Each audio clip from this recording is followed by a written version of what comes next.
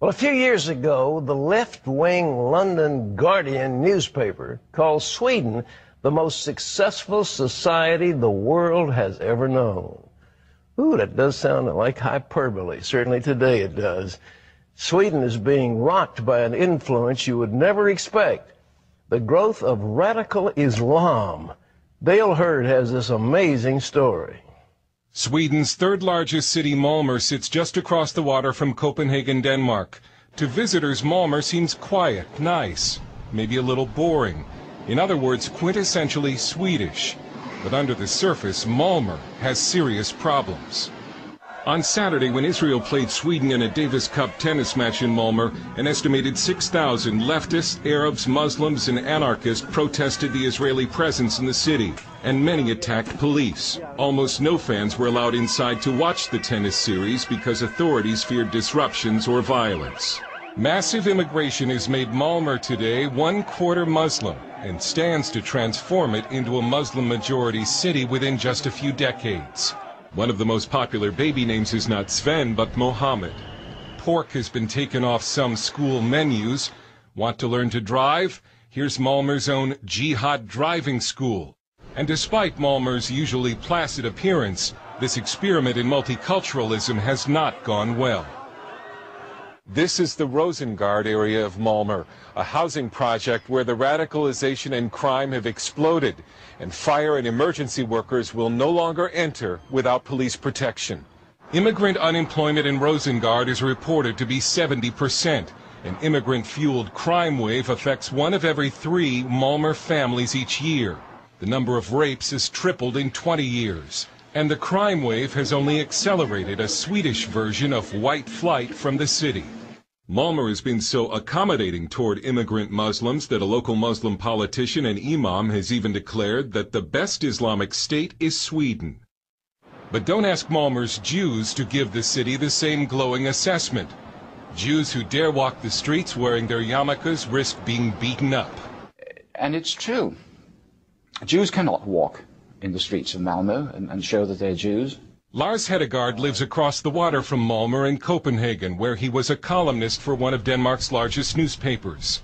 He says peaceful pro-Israeli demonstrations in Malmö, like the ones during the Gaza war earlier this year, were met with rocks, bottles, and pipe bombs from Arabs and leftists.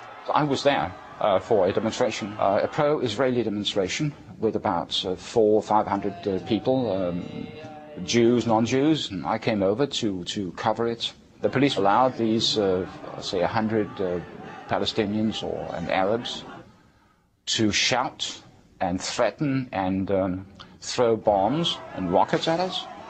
A homemade bomb landed about 10 yards from me, went off with a big bang.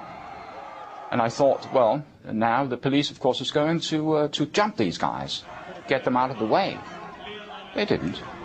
Just let them stand there.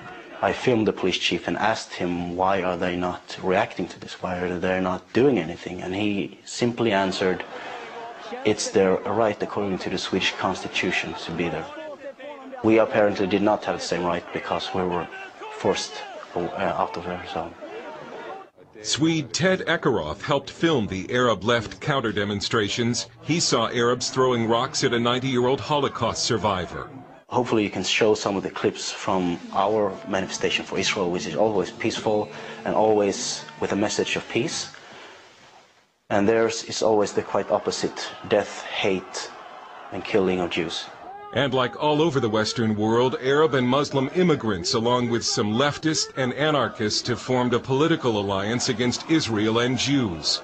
They demonstrate together, and in Sweden they vote together. Muslims and Arabs are a core constituency of the left. The immigrant issue is a big reason the right-wing Swedish Democrats are the fastest-growing political party in the country. Matthias Carlsson is the Swedish Democrats' press secretary.